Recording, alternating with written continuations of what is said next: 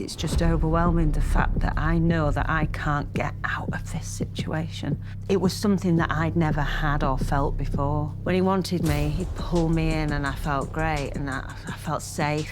And then he'd push me out and it'd be quiet or he'd be aggressive. I gave over nearly 35,000. You're living in a kind of surreal existence. You're waiting for him to call, because if he doesn't call, then the fear gets worse.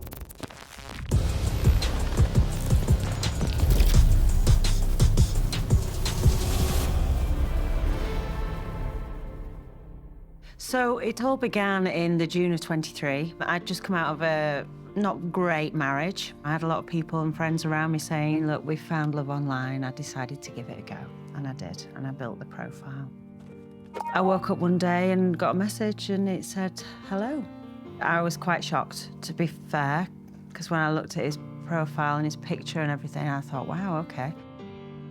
We started talking and this went on throughout the day and into the late hours of the evenings. The conversations were tip-tap constantly. He was very affectionate. He was very complimentary, contacting me all the time through the day, through the evening. And then the more that I spoke with him and the more he said I was beautiful or I was such a good person or I was doing this, and then he'd ask about what I was doing in my day and if I was going out. He'd say, drive safely, take care, let me know when you get there. These are all things that I wasn't used to. So again, pulling me in, it made me want to speak to him more. And I enjoyed speaking with him. You know, it was fun. We had fun as well as just the complimentary side of it.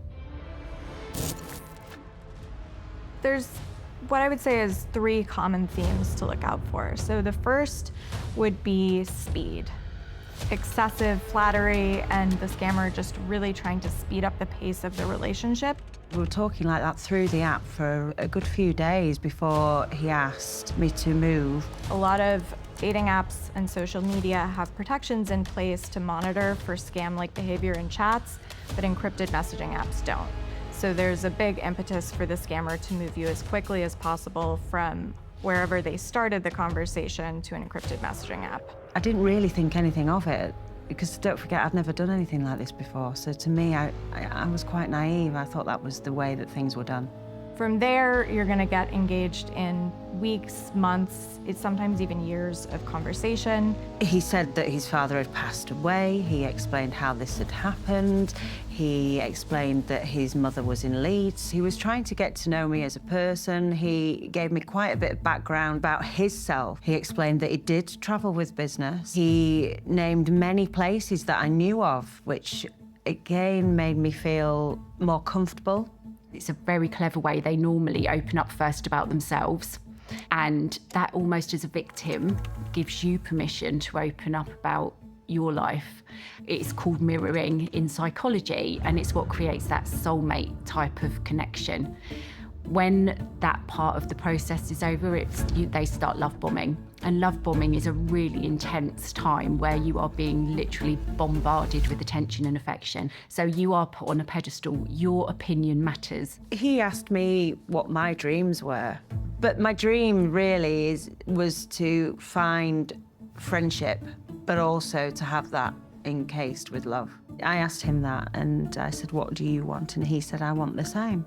I'd like to have children. I'd like to have that family home life that I've not had. I wanted to give that because that's important to me. The messages became more intense and more frequent. I enjoyed that attention because it's something that I've never had. And it seemed like it was real and it was for me.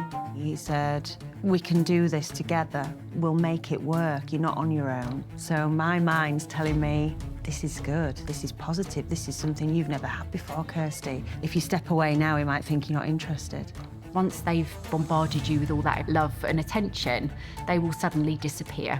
So they might say that they're on a work trip and that's why they're unable to meet in person. There's a lot of delay tactics.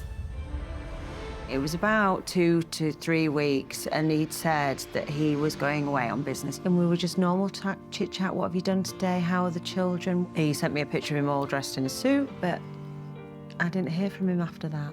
He didn't speak to me, he didn't ring, there was no messages, and I thought, do I message or does that look desperate? A few days later, he got in touch. How are you? Where have you been? What have I done? And he just said, look, I've been in an accident. I was pulled out of a taxi. I was mugged, and I've had all my details and my credentials taken, and they've taken some of the paperwork too.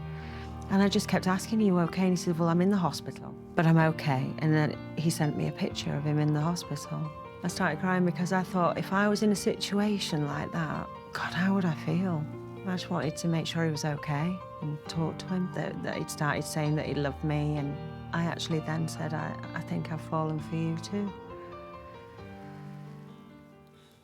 The second is urgency. And so if it is a traditional romance scam where they are asking you for favors or fabricating personal emergencies, it's going to be a series of asks. Medical emergencies, they might ask you for help with their business because they're locked out of their bank accounts. It was in the evening again, and he said, I need you to do me a little favor, Kirsty. Would you go on to my online banking and move the money for me, because I'm really struggling to do that over here. He said, I'm going to give you the permission to do so.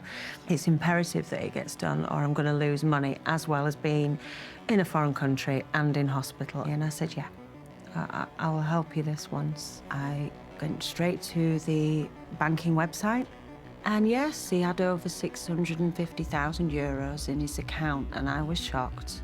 Oh, God, I don't have that kind of money, so what does he see in me? And I had sent across the 40,000 straight away, and he just was so thankful. I felt like I'd done a good thing by the end of the call. He then came to me again. I am a businessman, you know this, you've seen my account. And he asked me if I would do the same thing again. 6,500 over to pay my hospital bill. I put the details in, and that's when it blocked me out of the account. And that's when he said to me, I can't believe you've locked me out of my account. This is all your fault. How could you possibly be so stupid? If you haven't reacted the way they wanted you to a question or a request, they will vanish. And for the victim that has had this, it's so intense, and the hormones and chemicals that are flooding your body is very addictive. I'm truly very sorry. I've done everything that you asked me to do. I can't talk to you right now. I've got no time for this. I can't believe you've done this. And he put the phone down, and I didn't hear from him for a day. I thought, oh God, I've really gone and done it now.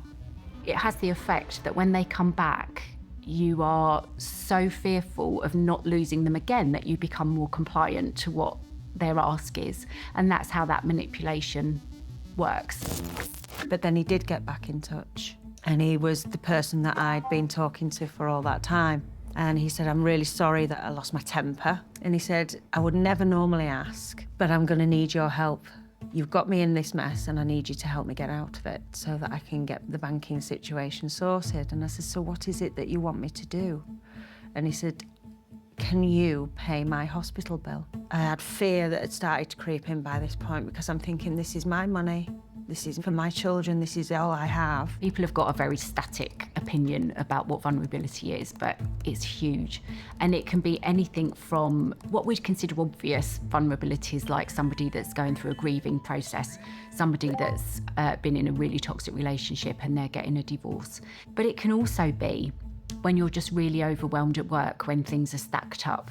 It can also be, and what is probably the biggest problem in society at the moment, loneliness. I just kept going around in my mind thinking, I've got this person into this situation, and this is my fault. He's made that clear, this is my fault, and I'm gonna have to fix this. And then he rang me again in the morning, and he says, are you gonna help me? And I says, yes, I will help you. He pulled me back in and said, oh gosh, that is an amazing thing. I can't believe you're doing such a wonderful thing for me.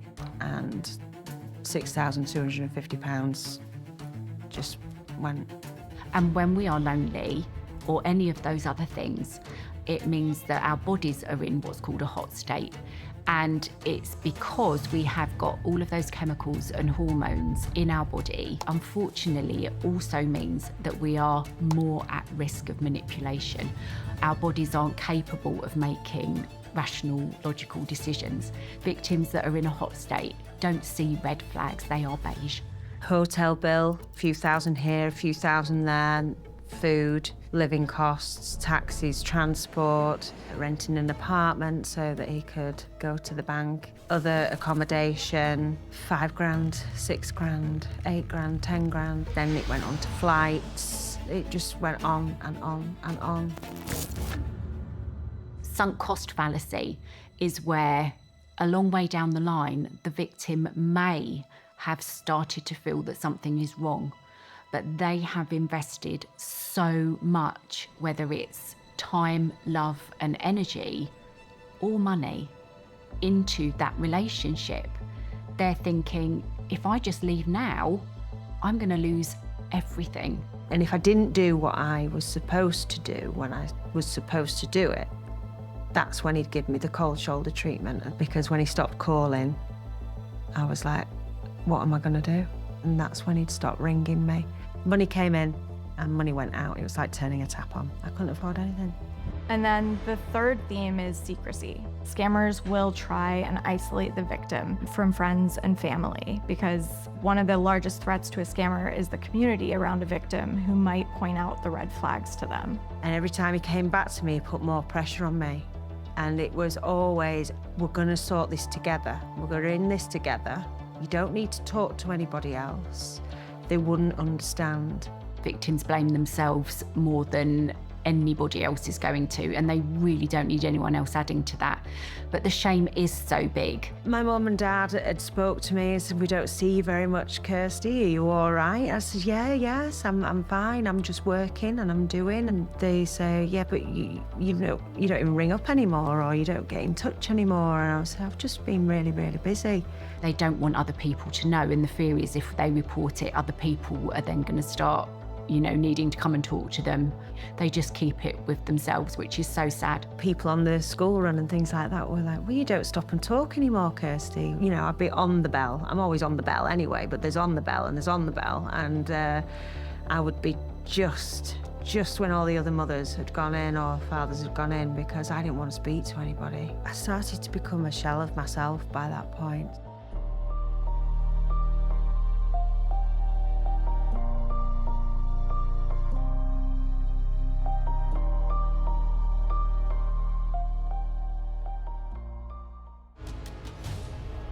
I got in the car and Rachel said, Kirsty, I've got something to tell you.